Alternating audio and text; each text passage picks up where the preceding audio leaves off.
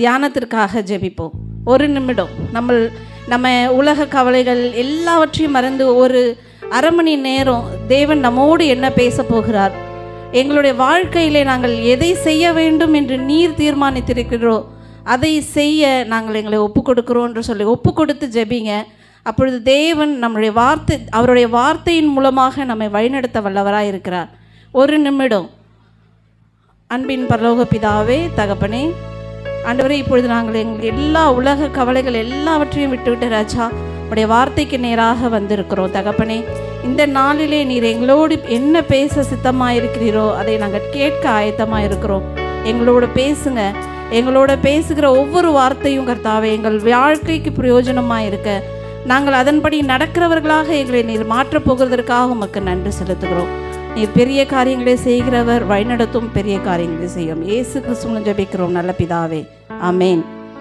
இது பெண்கள் ஞாயிறு அழகாக கவிதையெல்லாம் வாசித்தாங்க அந்த சகோதரி. உண்மையாகவே நல்லா இருந்தது. பயப்படாதீங்கன்னு பயத்தோடு வாசித்த மாதிரி இருந்தது. ஆனால் நல்லா வாசித்தாங்க. நிறைய வாய்ப்பு கொடுத்தீங்கன்னா அந்த பயம்லாம் என்ன ஆகிடுங்க, அவங்களுக்கு போயிடும்.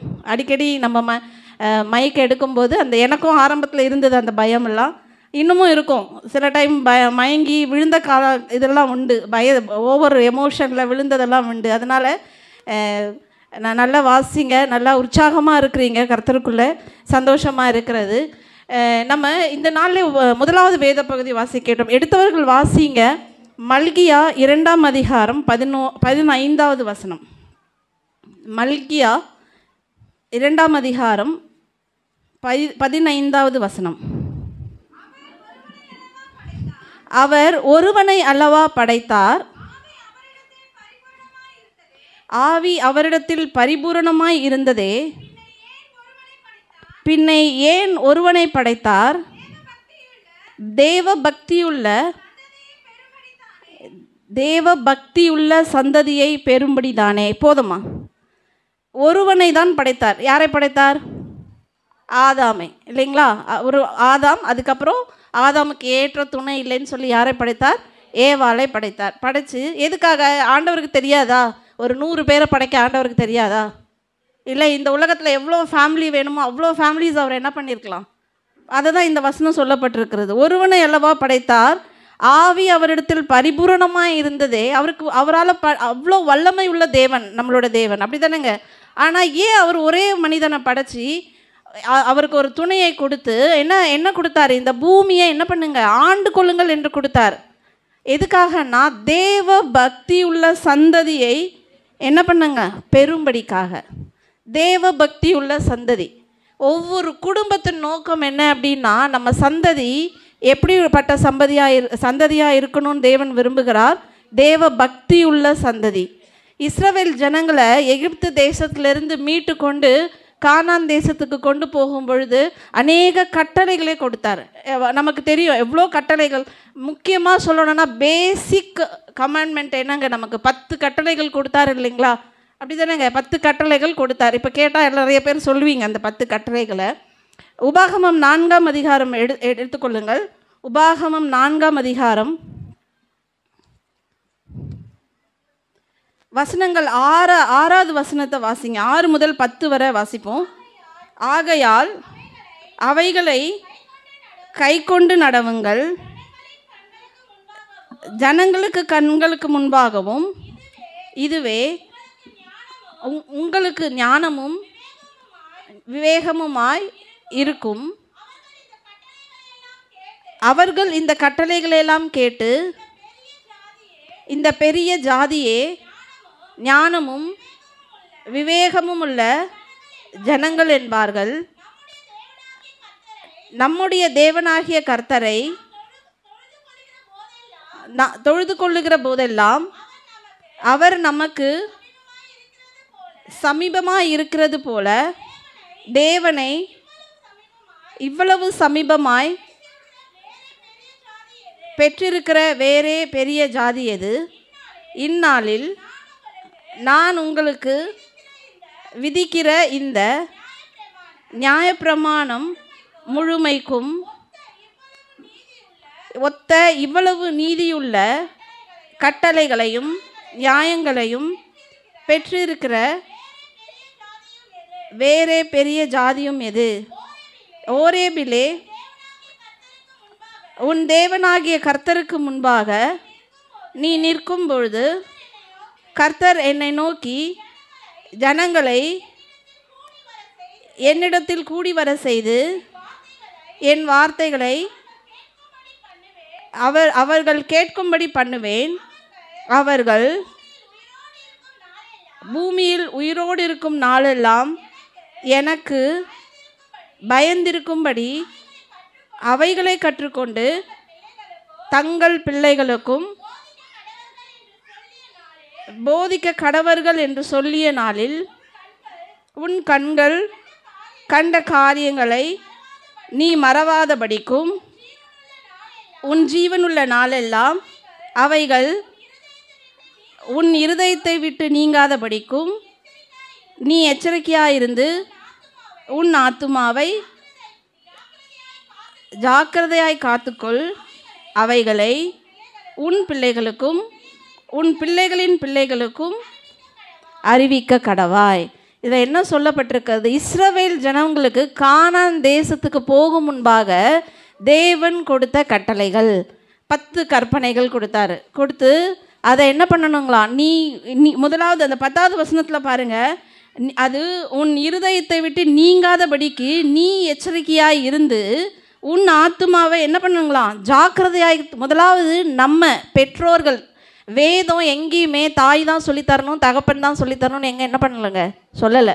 குடும்பம்ன்றா தாயும் தகப்பனும் சேர்ந்து தான் பிள்ளைகளை என்ன பண்ணணுங்க, சொல்லி கொடுத்து வளர்க்க வேண்டும். அதிக பொறுப்பு இது யார்கிட்ட இருக்குது அப்படின்னா தாய்மார்கள்கிட்ட இருக்குது. நம்மளே, ஏன்னா உங்களுக்கு தெரியும் அதிக நேரம் பிள்ளைகள் யார்கிட்ட இருக்காங்கன்னா தாய்மார்கள்கிட்ட தான் இருக்காங்க. அதனால் இதில் அதிக பொறுப்பு நம்ம இடத்துல இருக்குது. அதனால தான் இந்த ஒரு செய்தியை இந்த நாளிலே நான் பகிர்ந்து கொள்ள வேண்டும் என்று ஆசைக்கிறேன். ஸோ தேவனுக்கு பயந்த சந்ததியை நம்ம எழுப்ப வேண்டும் என்றால் நம்ம முதலாவது செய்ய வேண்டிய காரியம் என்ன தெரியுங்களா? கர்த்தருடைய கற்பனைகளையும் கட்டளைகளையும் நம்முடைய பிள்ளைகளுக்கு நம்ம முதலாவது கை கொண்டு, அது எப்படி கை கொண்டோன்னு சொல்லப்பட்டிருக்குங்க, கருத்தாய். அப்படி தானேங்க, ஜாக்கிரதையாக இருக்கணுமா? ஏன்னா நம்மளுடைய தேவன் எரிச்சல் உள்ள தேவன் என்று வேதம் சொல்லுகிறது.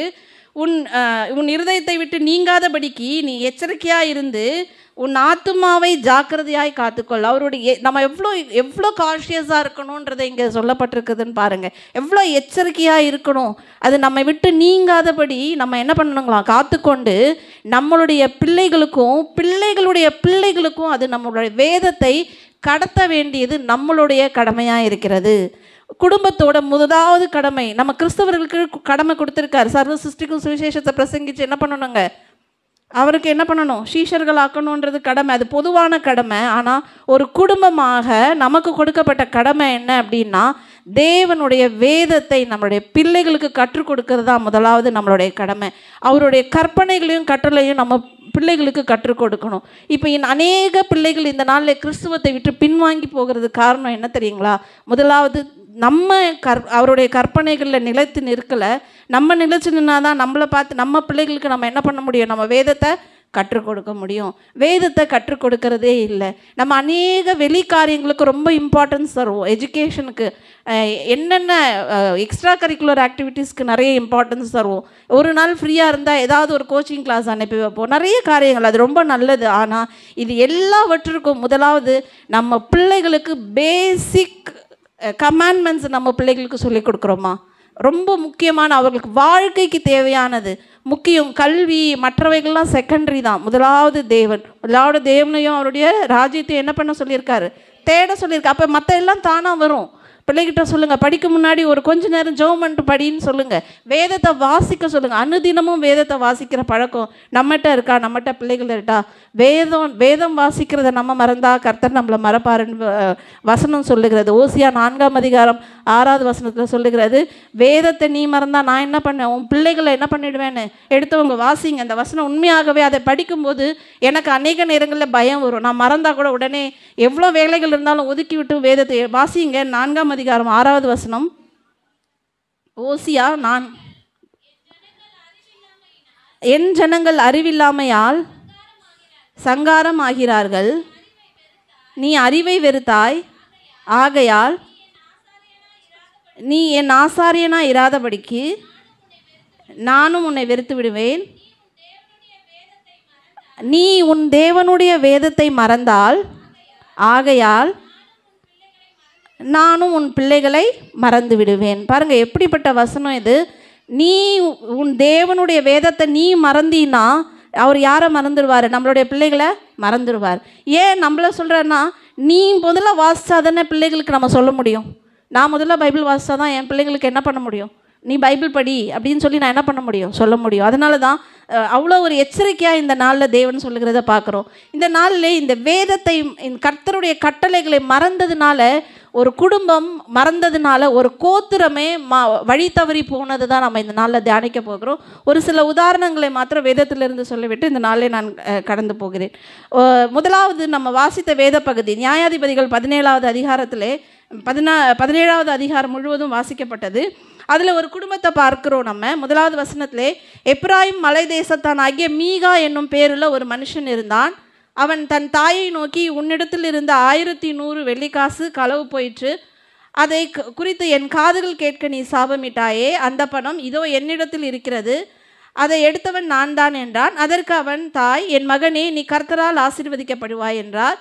அவன் அந்த 1100 வெள்ளிக்காசை தன் தாயினிடத்தில் திரும்ப கொடுத்தான். இந்த பகுதியை பார்த்தீங்கன்னா ஒரு தாய்க்கும் மகனுக்கும் உள்ள சம்பாஷணையை நம்ம பார்க்குறோம். இவர்கள் எப்பிராயிம் மலை தேசத்தில் இருக்கிறவங்க, எப்பிராயிம் கோத்திரத்தை சார்ந்தவர்கள். மீகா என்றும் பெயருள்ள மகன். இந்த கம்யூனிகேஷன்ஸ், இந்த உரையாடலை நம்ம பார்க்கும்போது உங்களுக்கு தெரியும், 100 வெள்ளிக்காசை மகன்தான் எடுத்திருப்பான் என்று தாய் சந்தேகத்தினால அவன் போகும்போதும் வரும்போதும் என்ன பண்ணியிருக்காங்க? சாபம் விட்டுருக்காங்க. 1100 வெள்ளிக்காசு எடுத்தவன் கை விளங்காமல் போகட்டும் சொல்லியிருப்பாங்க அப்படின்னு நினைக்கிறேன். சாபம்னா அதுதானேங்க.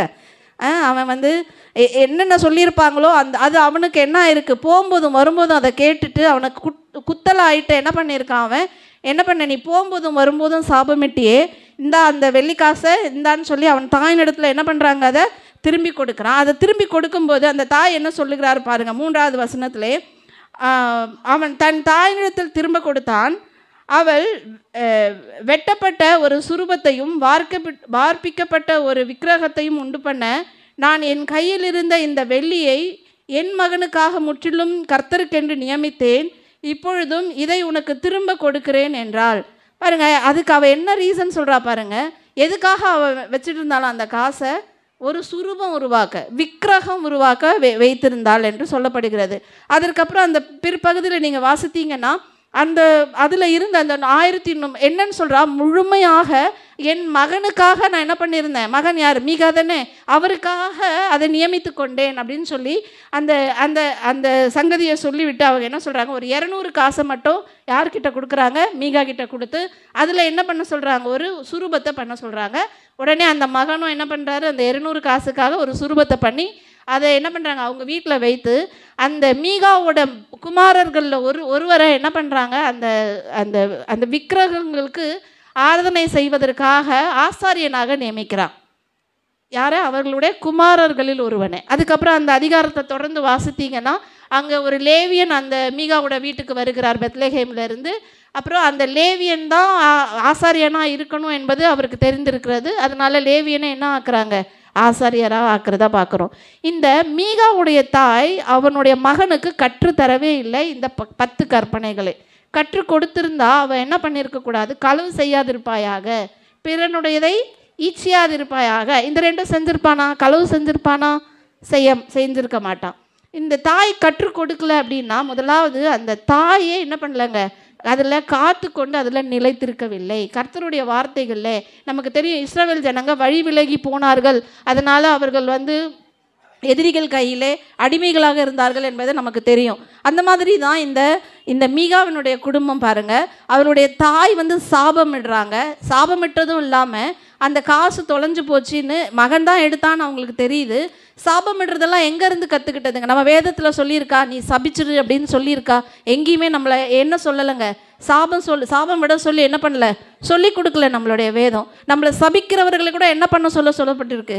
ஆசீர்வதிங்கள் தான் சொல்லியிருக்கு. அப்போ இந்த தாய் எங்கே கற்றுக்கொண்டால் சாபம் விடுகிறத? அந்த கானான் தேசத்தில். நம்ம கூட பாருங்கள், நம்ம இருக்கிற இடங்களில் மற்றவர்களிடத்துல நம்ம அநேக காரியங்கள், நம்மளுக்கு தேவையில்லாத காரியங்களை நம்ம என்ன பண்ணுறோம், கற்றுக்கொள்ளுகிறோம். நமக்கு வேதத்தை அந்த ஆசீர்வதிப்பதை விட்டு தன் மகன் தான் எடுத்தான்னு அவளுக்கு தெரியுதுனால தான் என்ன பண்ணிகிட்டே இருக்கா, சாபமிட்டு கொண்டே இருக்கிறா. அப்போ நம்மளும் அநேக காரியங்கள் நம்ம வாழ்கின்ற சூழ்நிலைகளில், நம்ம தங்கி இருக்கிற இடங்களில், வேலை ஸ்தலங்களில் மற்றவர்களுடைய காரியங்களை நம்ம எவ்வளோ கற்றுக்கொள்ளுகிறோம். அங்கே பாருங்கள், அவள் போகும்போதும் வரும்போதும் அவள் என்ன பண்ணிகிட்டே இருந்திருக்கா, பேசிகிட்டே இருந்திருக்கா. என் காசு காணாமல் போச்சு, அவன் எடுத்தவன் நாசமாக போக, அந்த மாதிரி என்ன பண்ணிகிட்டே இருந்திருக்கா, திட்டிகிட்டே இருந்திருக்கா, சாபம் விட்டுக்கிட்டே இருந்திருக்கா. அந்த மாதிரி நம்ம அநேக காரியங்கள், நம்மளை மீறி நம்ம பேசுகிற காரியங்கள், சபைகளில் பேசுகிற காரியங்கள், நம்ம வீடுகளில், நம்ம டைனிங் டேபிளில் நம்ம பேசுகிற காரியங்கள், அநேக காரியங்கள் நம்முடைய பிள்ளைகள் கேட்பாங்க. அவங்க அதை கேட்டு அதை நம்ம கிட்டத்துல தான் என்ன பண்ணுவாங்க, அந்த மாதிரி காரியங்களை நம்மகிட்டருந்து கற்றுக்கொள்வார்கள். நம்ம எங்கே பேசினாலும் ரொம்ப யோசித்து பேசணும். ஏன்னா நான் அடிக்கடி யோசிப்பேன், நம்மளுடைய பிள்ளைகள் தான் நம்மளோட 24 hours வீடியோ கேமரா, அப்படி தானேங்க. ஏன்னா நம்மளை எந்நேரமும் வாட்ச் பண்ணிகிட்டு இருக்கிறது நம்மளுடைய பிள்ளைங்க. நம்ம ஏதாவது சொல்லிட்டோன்னா, நீங்கள் அன்றைக்கி திட்டினீங்கல்ல அப்படின்னு நம்மளை என்ன பண்ணுவாங்க, கொஸ்டின் பண்ணுவாங்க. உண்மையாகவே எங்களுக்கு அந்த அனுபவம் உண்டு. நாங்கள் செவ்வாப்பட்டி சபையில் ஊழியம் செய்யும் பொழுது, என்னுடைய பையன் ரொம்ப சின்ன பையன், நாங்கள் காரில் போகும்போது பேசிகிட்டு இருந்தோம். இன்றைக்கி அந்த அம்மா வீட்டில் சாப்பாடு போடுவாங்க, அவங்க எப்போவுமே ஒரு மெனு வச்சுருப்பாங்க. நாங்கள் ரொம்ப தூரமாக போனதுனால அவங்க வீட்டில் மாதத்தில் ஒரு நாள் கூடும்போது அவரைக்காய் பொரியல் முட்டை போட்டு பண்ணுவாங்க. நான் என்ன சொன்னேன், ஆமாம் கண்டிப்பாக அவரைக்காய் பொரியல் முட்டை இருக்கும் கண்டிப்பாக அப்படின்னு சொல்லிட்டு நாங்கள் போகும்போது எங்கள் பையன் அதை கேட்டுட்டு இருந்திருக்கான். நாங்கள் அவங்க வீட்டில் போய் அம்மா நீங்கள் சொன்ன மாதிரி அவரைக்காய் பொரியல் முட்டை போட்டு செஞ்சுருக்காங்கம்மா அப்படின்னா. நான் அப்போ யோசித்தேன், ஐயோ நல்ல வேலை நம்ம வேறு எதுவும் பேசலை அப்படின்னு. அந்த மாதிரி பிள்ளைகள் நான் சிந்தித்தேன், உண்மையாகவே பிள்ளைகள் முன்னாடி நம்ம என்ன காரியங்கள் பேசுகிறோமோ அதுதான் அவர்கள் மத்தியில் என்ன பண்ணுவாங்க, ரொம்ப நிலைச்சிருக்கோம். அதனால் பேசுகிற காரியங்கள் ரொம்ப ரொம்ப முக்கியமாக இருக்கணும். அடுத்தது இந்த தாய் பாருங்கள், 1100 காசு தொலைஞ்சு போச்சு. மகன்கிட்ட என்ன சொல்கிறேங்க, முற்றிலுமாக என் மகனுக்காக நியமித்து கொண்டேன்னு சொன்னாங்க. ஆனால் 1100 காசு கொடுத்தாங்களா அவனுக்கு சொரூபம் செய்ய? எவ்வளோ காசு கொடுத்தாங்க? 200 காசு தான் கொடுத்தாங்க. முற்றிலுமானா அப்போ எவ்வளோ கொடுத்துருக்கணும்? 1100 கொடுத்துருக்கணும். அப்போ அந்த மகன் யோசிச்சிருப்பான், இந்த அம்மா இதுலேயே என்ன பண்ணுது, பொய் சொல்லுதுன்னு நமக்கு என்ன பண்ணுது தெரியுது, இவங்க நியமத்துக்கெல்லாம் இல்லை, சும்மா கேட்குறாங்க, நம்ம கேட்டதுக்காக இப்போ 200 ரூபாய் என்ன பண்ணுறாங்க, 200 காசு கொடுக்குறாங்க அப்படின்றது அவங்களுக்கு தெரிஞ்சிருக்கும். அப்போது அந்த தாய் பொய் பேசுகிறார். ஏன்னா இதெல்லாம் எதுக்கு சொல்கிறேன் அப்படின்னா, அந்த தாய் முதலாவது அந்த தேவனுடைய வேதத்தில் நிலைத்திருக்கவில்லை. முதலாவது அவள் வேதத்தை கற்றுக்கொண்டு அதன்படி நிலைத்திருக்கணுன்றது தான் இஸ்ரவேலருக்கு கொடுக்கப்பட்ட கட்டளை, இஸ்ரவேலருக்கு கொடுக்கப்பட்ட கற்பனை. இன்றும் நமக்கு இஸ்ரவேலருக்கு கொடுக்கப்பட்ட ஆசீர்வாதங்கள் நம்ம எப்படி சுதந்திரித்து கொள்கிறோமோ அதே கட்டளைகள் தான் நமக்கும் கொடுக்கப்பட்டிருக்கிறது. ஸோ நம்மளுடைய பிரதானமான கட்டளை என்ன அப்படின்னா, தேவனுடைய வார்த்தைகளை நம்ம கற்றுக்கொண்டு நம்ம நிலைத்திருந்து நம்மளுடைய பிள்ளைகளுடைய பிள்ளைகளுக்கும் போதிக்க வேண்டியது நம்மளுடைய கடமை. இது அதாவது கிறிஸ்தவ குடும்பத்திற்கு மேலே விழுந்த கடமை. இது நம்ம இஷ்டப்படி செய்யணும்லாம் கிடையாதுங்க, இதை செஞ்சு தான் ஆகணும். கடமைன்னா என்னங்க, நம்மளோட அதை செய்யாமல் நம்ம என்ன பண்ண முடியாது, எஸ்கேப்பே ஆக முடியாது. அது கட்டளை, நம்ம செஞ்சு தான் ஆகணும். அப்பொழுதுதான் நம்ம தேவ பக்தி உள்ள சந்ததியை நம்ம என்ன பண்ண முடியும், எழுப்ப முடியும், நம்ம பெற முடியும். இரண்டாவது, தேவ பக்தி உள்ள சந்ததியை நம்ம எழுப்பணும்னா தேவனுடைய நோக்கத்தை பிள்ளைகளுக்கு தெரிவிக்க வேண்டும். தேவன் நோக்கத்தை, தேவன் உன்னை எதுக்காக எனக்கு கொடுத்துருக்கார், பிள்ளையா எதுக்காக கொடுத்துருக்கார், தேவனுக்காக உன்னை நான் என்ன பண்ணணும், வளர்க்கணும். நான் எனக்காக இல்லை, நான் கடைசி காலத்தில் நீ எனக்கு சாப்பாடு போடுவேங்கிறதுக்காக இல்லை. தேவன் உன்னை என்கிட்ட கொடுத்துருக்காருன்னா உன்னை அவருக்கு ஏற்ற மகளாக நான் அவர்கிட்ட என்ன பண்ணணுங்க, ஒப்பு கொடுக்க வேண்டும். இதுதான் என்னோட நோக்கம். இப்போது அதே மாதிரி அந்த மாதிரி தேவ நோக்கத்தை செய்யாத ஒரு குடும்பத்தை நம்ம இப்போ பார்க்க போகிறோம். எல்லாருக்கும் தெரிஞ்சது சிம்சோனோட வாழ்க்கை தெரியும், அப்படி தானேங்க. நியாயாதிபதிகள் 13ஆம் அதிகாரம் அதில் எடுத்துட்டிங்கன்னா சிம்சோனோட வாழ்க்கை அதிலிருந்து ஆரம்பிக்க போகிறது. இப்போ 40 வருஷம் பெலிஸ்தர் கையில் ஒப்பு கொடுக்கப்பட்டார்கள். யாருங்க, இஸ்ரவேலர். ஏன்னா அவர்கள் தேவனை மறந்தார்கள். அவர்கள் இஷ்டம் போல் அந்த காலத்தில் ராஜாக்கள் இல்லாததுனால அவங்களுக்கு என்ன தோணுச்சோ அதெல்லாம் என்ன பண்ணிட்டு வந்தாங்க, அவங்க செய்து கொண்டு வந்தார்கள். அதனால் தேவன் அவர்களை பெலிஸ்தர் கையில் ஒப்பு கொடுத்தார். அப்போது அந்த பெலிஸ்தர் கையில் இருக்கும்போது கூட அவங்க ஜெபிக்கலை, இந்த அடிமை வாழ்க்கை எங்களை விட்டு போகணும், நாங்கள் அடிமைத்தனத்துலேருந்து விடுதலை ஆகணும்னு என்ன பண்ணலாங்க, அவங்க யாரும் ஜெபிக்கலாம் இல்லை. அவங்க அதில் கம்ஃபர்ட்டாக இருந்தாங்க. ஓகே, நீ 3 வேளைக்கு 5 ஊற்றுறியா ஊற்று, நான் குடிச்சிட்டு நான் அமைதியாக கிடக்கிறேன் அப்படின்னு ரொம்ப கம்ஃபர்ட்டாக இருந்தாங்க. எங்களை விடுவியுன்னு சொல்லி அந்த சிம்சோன் காலத்தில் என்ன பண்ணலாங்க, யாரும் அங்கே ஜெபிக்கலாம். ஆனால் நம்முடைய தேவன் இரக்கமுள்ள தேவன், அவர் இரக்கத்தில் ஐஸ்வர்யம் உள்ள தேவன் இல்லைங்களா. அவர் இந்த மக்கள் படுகிற கஷ்டத்தை பார்த்து அவரே என்ன பண்ணாருங்க, ஒரு இரட்சகரை எழுப்ப வேண்டும் என்று சொல்லி ஒரு குடும்பத்தை தெரிந்து கொள்கிறார். அதுதான் யாரோட குடும்பங்க, இந்த மனோவாவோட குடும்பம். அவங்க மனோவாவோட குடும்பம். அவர் தாயாரை பற்றி அங்கே எதுவும் சொல்லலை. முதலாவது சிம்சோன் பிறக்க போகிறார் என்று சொல்லி யாருக்கு காட்சி அளித்து சொன்னாங்க, தாய்க்கு தான் இல்லையா. மூன்றாவது வசனத்தில் பாருங்கள், கர்த்தருடைய தூதனானவர் அந்த ஸ்திரீக்கு தரிசனமாகி அவளை நோக்கி, இதோ பிள்ளை பெறாத மலடியான நீ கர்ப்பம் தரித்து ஒரு குமாரனை பெறுவார். ஆதலால் நீ திராட்சை ரசமும் மதுபானமும் குடியாதபடிக்கு தீட்டானது ஒன்றும் புசியாதபடிக்கும் எச்சரிக்கையாயிரு. நீ கர்ப்பம் தரித்து ஒரு குமாரனை பெறுவாய்.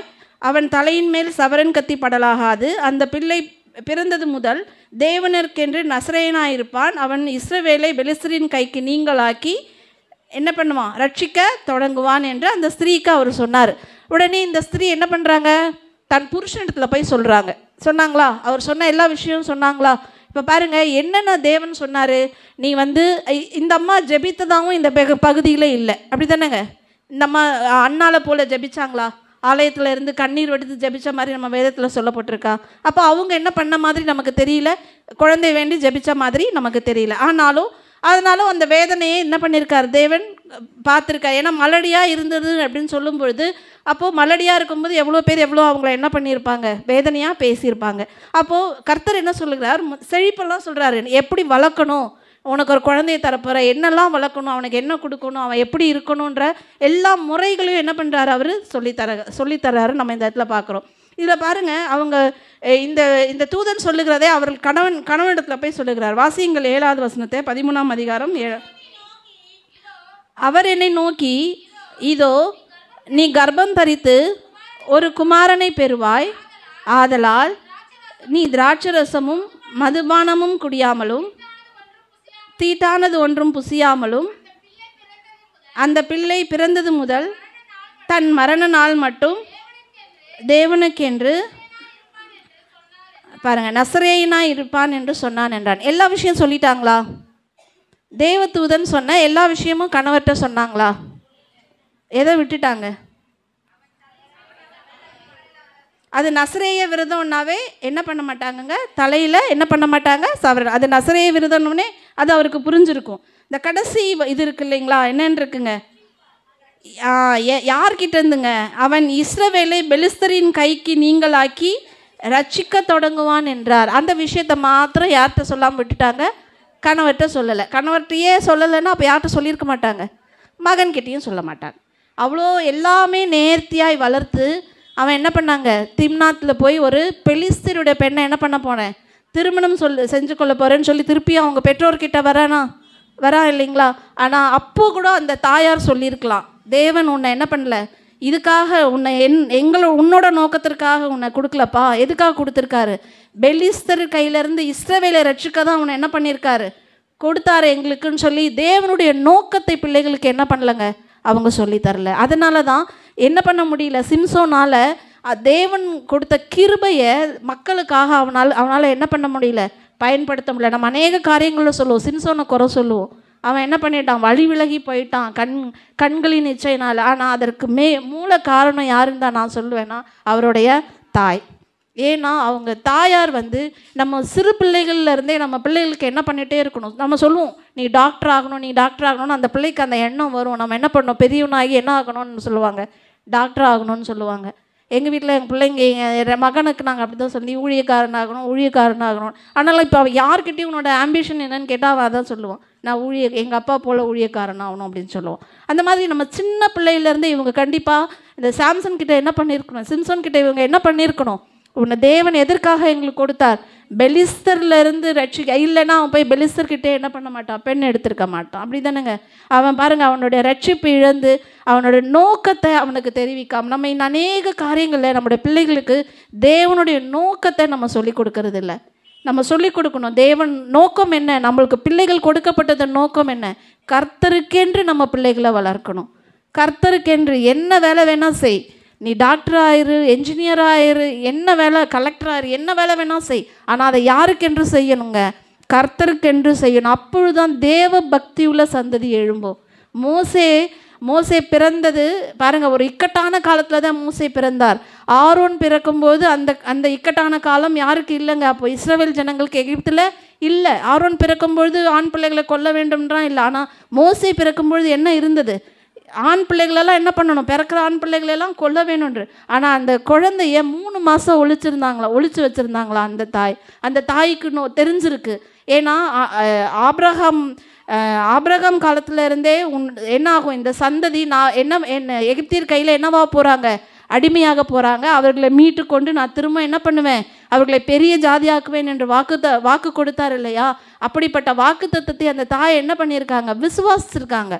விசுவாசிச்சு ஒரு சமயம் இந்த மோசே தான் அவர்களை ரட்சிக்கும் பிள்ளையாக இருப்பானோ என்று என்ன பண்ணியிருக்காங்க? அவனை 3 மாதம் ஒழிச்சு வச்சு அதை என்ன விட்டாங்க? நதியில் கொண்டு விட்டாங்களா? நதியில் விட்ட உடனே என்ன அந்த சகோதரி எல்லாருக்குமே இந்த இது தெரியும். உங்களுக்கு இந்த வரலாறு தெரியும்.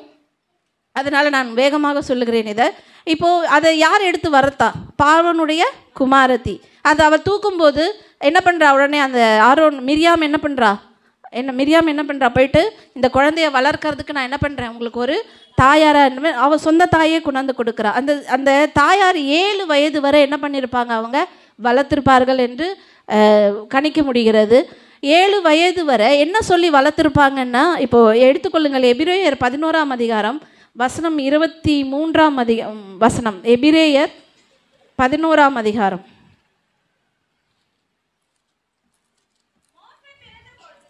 மோசே பிறந்த பொழுது அவனுடைய தாய் தகப்பன்மார் அவனை அழகுள்ள பிள்ளை என்று கண்டு விசுவாசத்தினாலே ராஜாவினுடைய கட்டளைகளுக்கு பயப்படாமல் அவனை 3 மாதம் ஒளித்து வைத்து, போதுமா? இது தொடர்ந்து படிப்போம். இப்போ விசுவாசத்தினாலே 3 மாதம் ஒழிச்சு வச்சு திருப்பியும் அந்த குழந்தையை 7 வயது வரை வளர்த்துருக்காங்க. அந்த வளர்க்கும் போது என்ன சொல்லி வளர்த்துருப்பாங்கன்னா, அவங்க சொல்லியிருப்பாங்க, நீ தான் என்ன பண்ண போகிற, நம்ம இஸ்ரவேல் ஜனெல்லாம் என்னவா இருக்குது? அடிமைப்பட்டிருக்கு. நீ தேவனுக்கு என்று என்ன பண்ண, உன்னை பிரித்து எடுத்திருக்கோம். நீ தான் என்ன பண்ண போகிற, இந்த ஜனங்களை என்ன பண்ண போகிற, மீட்க போகிறேன்னு சொல்லி அவனுக்கு என்ன பண்ணியிருப்பாங்க? தேவனை பற்றி, வேதத்தை பற்றி என்ன பண்ணியிருப்பாங்க? போதிச்சிருப்பாங்க. அந்த காலத்தில் அப்போ வேதம் கூட கிடையாது இல்லையா? அப்போ எவ்வளோ ஒரு அந்த வாக்கு தத்தத்தை விசுவாசித்தவர்களாக அந்த குழந்தையை வளர்த்து எவ்வளோ தூரம் சொல்லி கொடுத்துருந்தா, அடுத்த 23வது வசனம், அடுத்த வசனங்களில் படிச்சிங்க. 24வது வசனத்தில் அவன் பார்வோனுடைய குமாரத்தியின் மகன் என்னப்படுவதை வெறுத்தான். ஒரு ராஜாவுடைய குமாரத்தியோட மகன் என்னப்படுவதை என்ன பண்ணாங்க? அவன் வெறுத்தான். 2வது அதுக்கடுத்த 24வது வசனத்தில் பார்த்தீங்கன்னா, அநித்தியமான பாவ சந்தோஷங்களை அனுபவிப்பதை பார்க்கலும் தேவனுடைய ஜனங்களோட துன்பத்தை அனுபவிப்பதை அவன் என்ன பண்ணாங்க? தெரிந்து கொண்டான். 26வது வசனத்தில் பாருங்க, இனி வரும் பலன் மேல் நோக்கமாக இருந்து எகிப்தில் உள்ள பொக்கிஷங்களையும் கிறிஸ்துவின் நிமித்தம் வரும் நிந்தையை அதிக பாக்கியம் என்று எண்ணினான். பார்வோன் ஒரு வசதியை அவன் விரும்பவில்லை. என்ன பண்ணான்? ஒரு துன்பத்தை அனுபவிக்க தயாரானா. பொக்கிஷங்கள்லாம் எனக்கு வேண்டாம், கிறிஸ்துவே எனக்கு போதும், அவர்கிட்ட இருக்கிறதே பாக்கியம் என்பதை அந்த மகன் வளர்ந்து அந்த அளவுக்கு முடிவு எடுக்கிறான்னா, அந்த 7 வயது வரை மோசேயின் தாய் அவருக்கு என்ன பண்ணியிருக்காருங்க? சொல்லி கொடுத்துருக்காங்க. அதுக்கப்புறம் பார்வோன் கிட்ட போயிட்டான். அப்படி தானேங்க? ஒரு வளர்த்து யார்கிட்ட ஒப்படைச்சாங்க? பார்வோனுடைய குமாரத்திக்கிட்ட போயிட்டாங்க. ஆனால் அதுக்கப்புறம் அவனுக்கு யாரும் என்ன பண்ணியிருக்க மாட்டாங்க? இஸ்ரவேலருக்கு சார்பாக என்ன சொல்லி கொடுத்துருக்க மாட்டாங்க. ஆனால் அந்த 7 வயசு வரை அவர்கள் ஊற்றின காரியங்கள், அவர்கள் சொல்லி கொடுத்த காரியங்கள் தான் அவன் வளர்ந்ததுக்கு பின் அவனுடைய வாழ்க்கையில் எது முக்கியம் என்பது அவனுக்கு தெரிந்து கொள்ள அது ரொம்ப ஒரு உதவியாக இருந்தது. பிரியமானவர்களே, கிறிஸ்துவ குடும்பமாக இன்று இருக்கிற நம்ம அதுவும் இப்போ இருக்க உலகன்றது எப்படின்னா, ஒரு பொல்லாத உலகத்தில் இருக்கிற நம்ம எப்படி நம்ம பிள்ளைகளை வளர்க்குறோன்றதுனால சிந்திங்க. ஏன்னா தேவன் சொல்லுகிறார், திரும்புங்கள் என்று சொல்லுகிறார். வேதத்தின் பக்கம் திரும்புங்க அப்படின்னு சொல்லி நம்ம வாசித்தோல. ஓசியா 8ஆம் அதிகாரம் 12வது வசனத்தை எடுத்துக்கொள்ளுங்க. அதில் மகிமையை வெளிப்படுத்துகிற காரியமாக இருக்குது. ஒவ்வொரு வசனங்களும் தேவனுடைய மகிமையை வெளிப்படுத்துகிறதா இருக்கிறது. 8வது அதிகாரம், என் வேதத்தின் மகத்துவங்களை அவர்களுக்கு எழுதி கொடுத்தேன், அவர்கள் அவைகளை அந்நிய காரியமாக எண்ணினார்கள். நம்ம அப்படி நினைக்கிறோமான்னு கொஞ்சம் யோசிச்சு பாருங்கள். தேவனுடைய வேதத்தை நம்ம எப்படி நேசிக்கிறோம் என்பதை பாருங்க. அது அதே அதிகாரம் தேவன் சொல்லுகிறார், நீங்கள் திரும்புங்க. ஓசியா 14ஆம் அதிகாரம் 1வது 2வது வசனத்தில், இஸ்ரவேலே உன் தேவனாகிய கர்த்தரிடத்தில் திரும்பு, நீ உன் அக்கிரமத்தினால் விழுந்தாய், வார்த்தைகளை கைக்கொண்டு கர்த்தரிடத்தில் திரும்புங்கள், அவரை நோக்கி தேவரீர் எல்லா அக்கிரமத்தையும் நீக்கி எங்களை தயவாய் அங்கீகரித்தருளும், அப்பொழுது நாங்கள் எங்கள் உதடுகளின் காளைகளை செலுத்துவோம் என்று என்ன சொல்கிறாரு? திரும்ப சொல்கிறார்.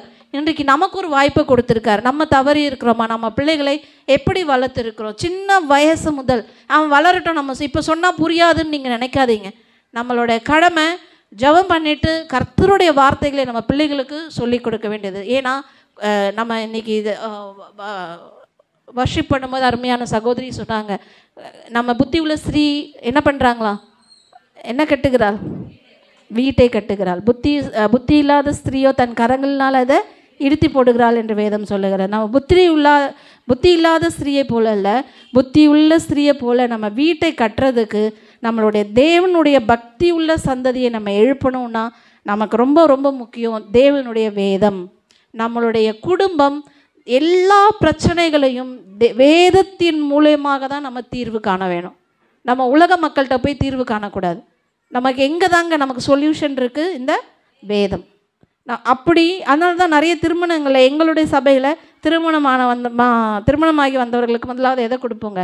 வேதம் கொடுப்போம். ஏன்னா வெவ்வேறு குடும்பத்திலிருந்து இணைகிறார்கள் இல்லையா? அவர்கள் எல்லா பிரச்சனைகளுக்கும் எதில் தான் தீர்வு காண வேண்டும்? வேதத்தின் மூலம்தான். அது இப்போ இல்லை. அநேக கிறிஸ்துவ குடும்பங்களே விவாகரத்துக்காக என்ன பண்ணிகிட்ருக்காங்க? வேதத்தை அறிஞ்சோன்னா கண்டிப்பாக நம்ம மற்றவர்கள் பேசுவதையோ மற்றவர்களுடைய வாழ்க்கையை நம்ம பார்த்து என்ன பண்ண மாட்டோம்? எதையும் கற்றுக்கொள்ள மாட்டோம். வேதத்தை நம்ம முதலாவது அறிந்து கொண்டு நம்ம பிள்ளைகளுக்கு போதிக்க வேண்டும் என்பதுதான் முக்கியமான கடமை. அதனால் இந்த நாளில் நம்ம தேவ பக்தி உள்ள சந்ததியை எழுப்ப முதலாவது நம்ம வேதத்தை கற்றுக்கொண்டு நம்ம பிள்ளைகளுக்கு கற்றுக் கொடுத்து பிள்ளைகளுக்கும் அதை நம்ம கடத்த வேண்டும். ரெண்டாவது, தேவ நோக்கத்தை பிள்ளைகளுக்கு தெரிவிக்க வேண்டும். தேவன் நோக்கம் தெரிஞ்சாதான் அந்த பிள்ளை வழி விலகி போகாமல் தேவனுக்கென்று தன்னை காத்துக்கொள்ள தேவன் துணையாக இருப்பார். கர்த்தர் தாமே உங்கள் யாவரையும் ஆசீர்வதிப்பாக. இந்த அருமையான வாய்ப்பை கொடுத்த அருமையான ஐயாவுக்கும் போதகர் அம்மாவுக்கும் மற்றும் லீதியால் பெண்கள் ஐக்கியத்தினருக்கும் எங்கள் நன்றியை தெரிவித்துக் கொள்கிறேன். ஆமென்.